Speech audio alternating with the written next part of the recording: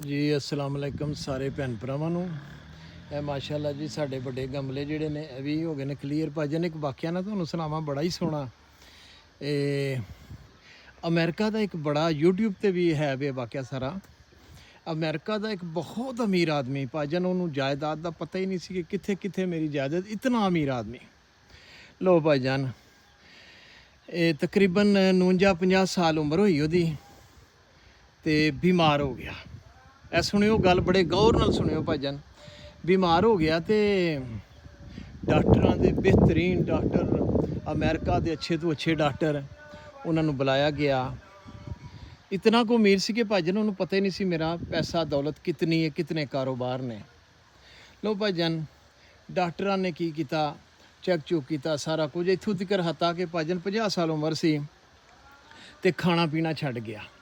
ਦੁਨੀਆ ਦੀ ਹਰ ਚੀਜ਼ ਉਹਦੇ ਕੋਲ ਸੀ, ਖਾਣਾ ਪੀਣਾ ਛੱਡ ਗਿਆ, ਬਿਮਾਰ ਹੋ ਗਿਆ। ਡਾਕਟਰਾਂ ਆਖਿਆ ਜੀ ਬਸ ਹੁਣ ਇਹ ਤੁਸੀਂ ਸਾਲ ਖੰਡ ਹੀ ਤੁਹਾਡੀ ਜ਼ਿੰਦਗੀ ਹੈ ਤੇ ਇਹਦੇ ਵਿੱਚ ਹੀ ਤੁਸਾਂ ਉਹਦੇ ਬਾਅਦ ਤੁਹਾਡਾ ਇੰਤਕਾਲ ਹੋ ਜਾਣਾ, ਕਿਉਂਕਿ ਸਿਸਟਮ ਸਾਰਾ ਖ਼ਰਾਬ ਹੋ ਜਾਂਦਾ ਜਿਸਮ ਦਾ ਅੰਦਰੋਂ। ਉਹ ਭਾਜਨ ਪਰੇਸ਼ਾਨ ਹੋ ਗਿਆ। ਜਿਹੜਾ ਬੰਦਾ ਖਾਣਾ ਪੀਣਾ ਛੱਡ ਜੇ ਸਮਝੋ ਕਿ ਆਖਰੀ ਸਟੇਜ ਤੇ ਹੁੰਦਾ ਹੈ।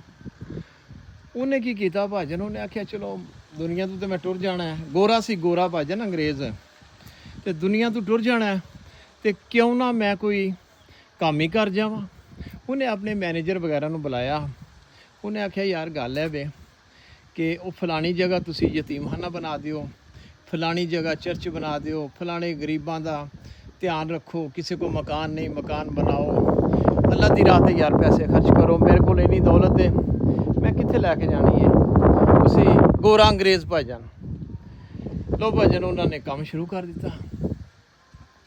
ਆਸਤਾ ਉਧਰੋਂ ਕੰਮ ਸ਼ੁਰੂ ਹੁੰਦਾ ਗਿਆ ਭਾਜਨ, ਫਲਾਈ ਕੰਮ ਸ਼ੁਰੂ ਹੁੰਦੇ ਗਏ, ਨੇਕੀ ਦੇ ਕੰਮ ਸ਼ੁਰੂ ਹੁੰਦੇ ਗਏ। ਉਧਰੋਂ ਉਹਨੂੰ ਸਿਹਤ ਮਿਲਣੀ ਸ਼ੁਰੂ ਹੋ ਗਈ। ਬੜਾ ਵੱਡਾ ਵਾਕਿਆ ਜੀ ਅਮਰੀਕਾ ਦਾ। ਸਿਹਤ ਬਣਨੀ ਉਹਦੀ ਸ਼ੁਰੂ ਹੋ ਗਈ ਤੇ ਭਾਜਨ ਉਹ ਮਾਸ਼ਾਅੱਲਾ ਕਾਫੀ ਸਾਰੇ ਉਹਨੇ ਆਪਣੇ ਉਹ ਜਿਹੜੇ ਸੀ ਜ਼ਿੰਦਗੀ ਦੇ ਚੰਦ ਵਕਤ ਉਹਦੇ 'ਚ ਕਾਫੀ ਸਾਰੇ ਕੰਮ ਸ਼ੁਰੂ ਕਰ ਲਏ, ਨੇਕੀ ਦੇ ਕੰਮ।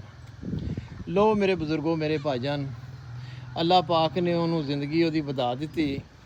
ਯਾਨੀ ਕਿ ਉਹ 49-50 ਸਾਲ ਦੀ ਉਮਰ ਤੇ ਐਂਡ ਹੋ ਗਿਆ ਸੀ ਉਹਦਾ। ਲੇਕਿਨ ਪਰਵਰਦਿਗਾਰ ਦਾ ਕਰਮ ਕੀ ਹੋਇਆ ਭਾਈਜਾਨ, ਕਿਉਂਕਿ ਉਹ ਨੇਕੀ ਦੀ ਰਾਹ ਤੇ ਦੇਣਾ ਸ਼ੁਰੂ ਕਰ ਦਿੱਤਾ ਨਾ ਉਹਨੇ। ਭਾਈਜਾਨ ਦੱਸਦੇ ਨੇ ਕਿ 90 ਸਾਲ ਦੀ ਜ਼ਿੰਦਗੀ, 90-91 ਸਾਲ ਦੀ ਜ਼ਿੰਦਗੀ 'ਚ ਉਹਨੇ ਇੰਤਕਾਲ ਪਾਇਆ ਹੈ। ਯਾਨੀ ਕਿੱਥੇ 40 ਸਾਲ ਭਾਜਨ ਕੱਢ ਗਏ, ਸਿਰਫ ਕੀ ਸੀ ਕਿ ਅੱਲਾ ਦੀ ਰਾਹ 'ਤੇ ਦੇਣਾ ਸ਼ੁਰੂ ਹੋ ਗਿਆ। ਠੀਕ ਹੈ ਭਾਜਨ, ਬਹੁਤ ਸਾਰੇ ਐਸੇ ਵਾਕਿਆਤ ਨੇ ਕਿ ਜਦੋਂ ਇਨਸਾਨ ਅੱਲਾ ਦੀ ਰਾਹ 'ਤੇ ਦਿੰਦਾ ਨਾ, ਉਦੋਂ ਪਰੇਸ਼ਾਨੀਆਂ, ਉਹਦੀਆਂ ਮੁਸੀਬਤਾਂ, ਉਹਦੀਆਂ ਬਿਮਾਰੀਆਂ ਉਹਦੇ ਤੋਂ ਟਲ ਜਾਂਦੀਆਂ ਨੇ।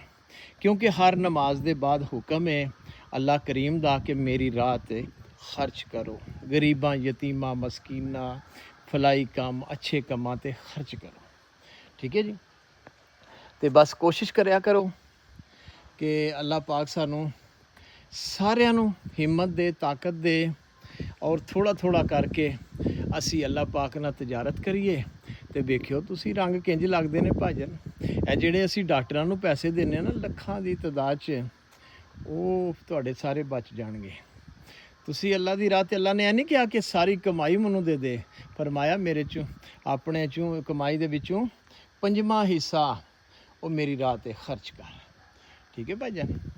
ਤੇ ਬੜੇ ਸਾਰੇ ਐਸੇ ਵਾਕਿਆਤ ਨੇ। ਚਾਚਾ ਇਮਤਿਆਜ਼ ਲਾਹੌਰ ਵਾਲੇ ਬਲਦ ਸੈਯਦ ਅਤਾ ਹੁਸੈਨ ਸ਼ਾਹ ਸਾਹਿਬ ਦੱਸਦੇ ਨੇ ਕਿ ਮੈਂ ਬਿਮਾਰ ਹੋ ਗਿਆ ਤੇ ਡਾਕਟਰਾਂ ਮੈਨੂੰ ਲਾਜਵਾਬ ਹੀ ਕਰ ਦਿੱਤਾ। ਉਹਨੇ ਆਖਿਆ ਜੀ ਹੁਣ ਦੁਆ ਸ਼ੁਆ ਕਰਾਓ। ਆਂਦੇ ਨੇ ਮੈਂ ਇੰਝ ਕੀਤਾ, ਮੈਂ ਸਿੱਧਾ ਮੈਂ ਬੱਚੇ ਨੂੰ ਕਿਹਾ, ਮੈਂ ਕਿਹਾ ਯਾਰ ਗੱਡੀ ਕੱਢ ਹਾਂ ਜ਼ਰਾ। ਉਹ ਗੱਡੀ ਕੱਢੀ। ਇਹ ਮੇਰੇ ਗਰੁੱਪ 'ਚ ਨੇ ਚਾਚਾ ਜੀ ਇਮਤਿਆਜ਼, ਉਹ ਸੁਣਦੇ ਨੇ ਹਰ ਚੀਜ਼, ਦੇਖਦੇ ਵੀ ਨੇ, ਪਿੰਡ ਦੀ ਹਰ ਖਬਰ ਰੱਖਦੇ ਨੇ ਮਾਸ਼ਾਅੱਲਾ। ਤੇ ਰਿਹਾਇਸ਼ ਤੇ ਉਹਨਾਂ ਦੀ ਲਾਹੌਰ ਹੈ। ਤੇ ਆਂਦੇ ਨੇ ਕਿ ਮੈਂ ਸਰਕਾਰ ਦੇ ਇੱਥੇ ਆਇਆ ਤੇ ਮੈਂ ਰੋਣ ਲੱਗ ਪਿਆ। ਰੋ ਕੇ ਮੈਂ ਦੁਆ ਮੰਗੀ, ਮੀਰਾਂ ਅਲੀ ਸਰਕਾਰ, ਮੋਹਸਨ ਅਲੀ ਸਰਕਾਰ, ਤੁਸਾਂ ਹੁਣ ਰੱਬੁਲ ਆਲਮੀਨ ਕੋਲ ਮੈਨੂੰ ਇਹ ਸ਼ਿਫਾ ਲੈ ਕੇ ਦੇਣੀ ਹੈ। ਆਂਦੇ ਨੇ ਮੈਂ ਜ਼ਾਹਰੀ ਬਾਤ ਹੈ, ਇਨਸਾਨ ਨੂੰ ਜਦੋਂ ਡਾਕਟਰ ਲਾਜਵਾਬ ਕਰਦੇ ਭਾਜਨ ਫਿਰ ਪਰੇਸ਼ਾਨ ਹੁੰਦਾ ਨਹੀਂ, ਬੜਾ ਪਰੇਸ਼ਾਨ ਹੁੰਦਾ ਕਿ ਯਾਰ ਮੇਰਾ ਤਾਂ ਥੋੜ੍ਹਾ ਵਕਤ ਰਹਿ ਗਿਆ। ਲੋ ਆਂਦੇ ਨੇ ਕਿ ਚਾਚੇ ਦੀ ਜ਼ੁਬਾਨੀ, ਚਾਚਾ ਜੀ ਆਂਦੇ ਨੇ ਕਿ ਮੈਂ ਚਲਾ ਗਿਆ ਮੈਂ ਕੋਈ ਥੋੜ੍ਹੇ ਦਿਨਾਂ ਬਾਅਦ ਹਫਤੇ ਬਾਅਦ ਜਿਹੜਾ ਨਾ ਇਹ ਚੈੱਕਅਪ ਕਰਾਉਣ ਲਈ ਫਿਰ ਟੁਰ ਗਿਆ। ਆਂਦੇ ਨੇ ਜਦੋਂ ਡਾਕਟਰ ਨੇ ਸਾਰਾ ਚੈੱਕਅਪ ਕੀਤਾ ਤੇ ਰਿਪੋਰਟ ਕੀ ਆਈ, ਉਹਨਾਂ ਆਖਿਆ ਜਨਾਬ ਮੈਨੂੰ ਇੱਕ ਗੱਲ ਦੱਸੋ ਕਿ ਤੁਸਾਂ ਇਲਾਜ ਕਿੱਥੋਂ ਕਰਾਇਆ ਹੈ। ਇਹ ਸੁਣਿਓ ਗੱਲ ਭਾਈਜਾਨ, ਗੌਰ ਨਾਲ ਸੁਣਿਓ, ਇਹ ਬੜੀ ਵੱਡੀ ਹਸਤੀ ਹੈ ਸਰਕਾਰ ਦੀ। ਤੁਸਾਂ ਇਲਾਜ ਕਿੱਥੋਂ ਕਰਾਇਆ ਹੈ? ਚਾਚੇ ਕਹਿਣ ਲੱਗੇ ਕਿ ਮੈਂ ਇਲਾਜ ਤੇ ਨਹੀਂ, ਬਸ ਇੱਕ ਸਰਕਾਰ ਦੀ ਦੁਆ, ਉੱਥੇ ਗਿਆ ਸਾਂ ਦਰਬਾਰ। ਉਹਨਾਂ ਆਖਿਆ ਬਸ ਤੁਹਾਡਾ ਬਿਲਕੁਲ ਹਰ ਚੀਜ਼ ਮਾਸ਼ਾਅੱਲਾ ਫਿੱਟ ਹੈ, ਠੀਕ ਹੈ ਜੀ। ਉਹ ਜਿਹੜੀ ਬਿਮਾਰੀ ਸੀ, ਉਹ ਜਿਹੜਾ ਸਿਸਟਮ ਸੀ, ਉਹ ਦੇਖੋ ਇਹਨਾਂ ਅੱਲਾ ਦੇ ਬਲੀਆਂ ਨੇ, ਮੌਲਾ ਹੁਸੈਨ ਦੇ ਅਜ਼ਾਦਾਰ ਵੀ ਸਨ, ਬਲੀਏ ਖੁਦਾ ਵੀ ਸਨ, ਠੀਕ ਹੈ ਨਾ। ਇੱਥੇ ਦਰ 'ਤੇ ਆ ਕੇ ਜਿਹੜੀ ਦੁਆ ਮੰਗੀ ਜਾਂਦੀ ਹੈ ਨਾ ਮੇਰੇ ਵੀਰੋ, ਤੇ ਫਿਰ ਉਹ ਸਾਰੀਆਂ ਦੁਆਵਾਂ ਅੱਲਾ ਪਾਕ ਉਹਨਾਂ ਬਜ਼ੁਰਗਾਂ ਦੀ ਵਜ੍ਹਾ ਤੋਂ ਕਬੂਲ ਕਰ ਲੈਂਦਾ। ਸਾਡੇ ਤੇ ਇੰਨੇ ਮਾਲ ਨਹੀਂ ਹੈਗੇ ਭਾਈਜਾਨ, ਲੇਕਿਨ ਜਦੋਂ ਇਹਨਾਂ ਦੇ ਦਰ 'ਤੇ ਆ ਜਾਣਾ ਤੇ ਫਿਰ 8 ਲੱਖ ਰੁਪਈਆ ਦਿੱਤਾ ਸਾਨੇ ਭਾਈਜਾਨ। ਚਾਚਾ ਇਮਤਿਆਜ਼ ਨੇ ਦਰਬਾਰ ਬਣਨ 'ਚ 4 ਲੱਖ ਰੁਪਈਆ ਮੈਨੂੰ ਜਦੋਂ ਮੈਂ ਸ਼ੁਰੂ ਕੀਤਾ, 4 ਲੱਖ ਰੁਪਈਆ ਉਹਨਾਂ ਨੇ ਆਂਬਰ ਸ਼ਾਹ ਜੀ ਨੂੰ ਦਿੱਤਾ ਸੀ।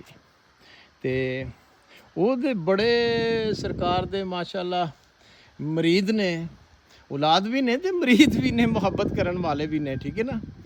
ਤੇ ਬਸ ਭਾਈਜਾਨ ਦੁਆ ਕਰਨਾ ਕਿ ਅੱਲਾ ਪਾਕ ਸਾਰਿਆਂ ਨੂੰ ਸਿਹਤ ਦੇ। ਔਰ ਸਾਨੂੰ ਇਹ ਵੇਖਿਆ ਜੇ ਸਾਰੇ ਗਮਲੇ, ਵੱਡੇ ਗਮਲਿਆਂ ਦੀ ਗੱਲ ਕਰ ਰਹੇ ਹਾਂ, ਛੋਟੇ ਇਹ ਵਾਲੇ ਗਮਲੇ ਨਹੀਂ ਭਾਈਜਾਨ, ਇਹਨਾਂ ਗਮਲਿਆਂ ਦੀ ਗੱਲ ਕਰ ਰਹੇ ਹਾਂ, ਠੀਕ ਹੈ ਨਾ। ਇਹ ਗਮਲੇ ਸਾਰੇ ਹੋ ਗਏ ਨੇ, ਦਰਵਾਜ਼ੇ ਹੋ ਗਏ ਨੇ, ਠੀਕ ਹੈ ਜੀ। ਬਾਕੀ ਇਨਸ਼ਾਅੱਲਾ ਇਹ ਜਿਹੜਾ ਰਹਿੰਦਾ ਹੈ, ਤੇ ਥੋੜ੍ਹਾ ਜਿਹਾ ਮੈਂ ਥੱਕ ਗਿਆ, ਤੁਹਾਨੂੰ ਸਹੀ ਗੱਲ ਦੱਸਾਂ ਨਾ, ਇਹ ਹਫਤਾ ਡੇਢ ਹੋ ਗਿਆ ਭਾਈਜਾਨ ਲੱਗਿਆ ਨਾਲ ਹਰ ਕੰਮ ਦੇ ਵਿੱਚ, ਇਨਸਾਨ ਥੱਕ ਜਾਂਦਾ ਨਾ। ਤੇ ਹੁਣ ਮੈਂ ਪਿਆ ਨਾ, ਮੈਂ 1-2 ਦਿਨ ਰੈਸਟ ਕਰ ਲਾਂ, ਕੱਲ ਵੀ ਜਾਣਾ ਪ੍ਰੋਗਰਾਮ ਤੇ, ਆਪਣੇ ਲਾਈਵ ਪ੍ਰੋਗਰਾਮ ਮਜਲਿਸ ਤੇ ਹੋ ਸਕਦਾ ਮੈਂ ਅੱਜ ਵੀ ਜਾਵਾਂ ਜੇ ਪ੍ਰੋਗਰਾਮ ਬਣ ਗਿਆ ਤੇ ਉਹ ਕੱਚਾ ਪੱਕਾ ਹੀ ਹੈ। ਤੇ ਬਸ ਐਂ ਜੀ ਭਾਈਜਾਨ, ਤੇ ਹੁਣ ਮੇਰਾ ਦਿਲ ਕਰਦਾ ਮੈਂ ਸਾਸੂ ਲੈ ਲਾਂ ਕੋਈ ਦਿਹਾੜੀ ਖੰਡ, ਤੇ ਫਿਰ ਮੈਂ ਇਨਸ਼ਾਅੱਲਾ ਅਗਲਾ ਕੰਮ ਮਿਸ਼ਨ ਸ਼ੁਰੂ ਕਰ ਦੇਣਾ। ਦੇਖਿਆ ਜੇ ਸਾਰੇ ਰਹਿੰਦੇ ਨੇ ਰਸਤੇ, ਇਹ ਵੀ ਰਹਿੰਦਾ ਤੇ, ਠੀਕ ਹੈ ਨਾ। ਤੇ ਬੜੀ ਮਿਹਨਤ ਹੁੰਦੀ ਹੈ ਨਾ ਭਾਈਜਾਨ। ਤੇ ਬਸ ਕੋਸ਼ਿਸ਼ ਕਰਿਆ ਕਰੋ ਕਿ ਨਮਾਜ਼ ਨੂੰ ਤਰਕ ਨਹੀਂ ਕਰਨਾ, ਅੱਲਾ ਦਾ ਜ਼ਿਕਰ ਕਰਨਾ ਹੈ, ਅੱਲਾ ਦੀ ਬਾਰਗਾਹ 'ਚ ਝੁਕ ਕੇ ਦੁਆ ਕਰਨੀ ਹੈ। ਇਨਸ਼ਾਅੱਲਾ ਅੱਲਾ ਦੇ ਹੁਕਮ ਨਾਲ ਸਾਰੀਆਂ ਦੁਆਵਾਂ ਕਬੂਲ ਹੋ ਜਾਂਦੀਆਂ ਨੇ ਜਦੋਂ ਅਸਾਂ ਪਰਵਰਦਿਗਾਰ ਅੱਗੇ ਸਜਦਾ ਰੇਜ਼ ਹੋ ਜਾਣਾ ਭਾਈਜਾਨ, ਠੀਕ ਹੈ ਨਾ। ਤੇ ਇਹ ਤੁਹਾਡਾ ਘਰ ਹੈ, ਇਹ ਮੇਰਾ ਘਰ ਹੈ, ਇਹ ਸਾਡੇ ਬਜ਼ੁਰਗਾਂ ਦਾ ਘਰ ਹੈ। ਤੇ ਕੋਸ਼ਿਸ਼ ਕਰਿਆ ਕਰੋ ਮੇਰੇ ਵੀਰੋ, ਇਹ ਥੋੜ੍ਹਾ ਕਰਕੇ ਨਾ, ਤੇ ਬਸ ਇਨਸ਼ਾਅੱਲਾ ਅਸੀਂ ਕੰਮ ਕਰਦੇ ਰਹੀਏ, ਠੀਕ ਹੈ ਜੀ। ਇਹ ਦੇਖਿਆ ਜੀ ਗਮਲਾ ਪਿੱਛੇ ਵੀ ਸੀ, ਇਹ ਵੀ ਰੰਗ ਸਾਰਾ, ਮਤਲਬ ਕਿ ਜਿੱਥੇ ਜਿੱਥੇ ਮੈਨੂੰ ਨਜ਼ਰ ਆਉਂਦਾ ਨਾ ਭਾਈਜਾਨ, ਜਿਹੜੀ ਚੀਜ਼ ਨਜ਼ਰ ਆਉਂਦੀ ਹੈ ਕਿ ਇਹਦੇ ਨਾਲ ਖੂਬਸੂਰਤੀ ਹੋਏਗੀ, ਉਹ ਮੈਂ ਕਰ ਦੇਣਾ। ਬੜੀ ਮਿਹਰਬਾਨੀ, ਖੁਦਾ ਹਾਫਿਜ਼।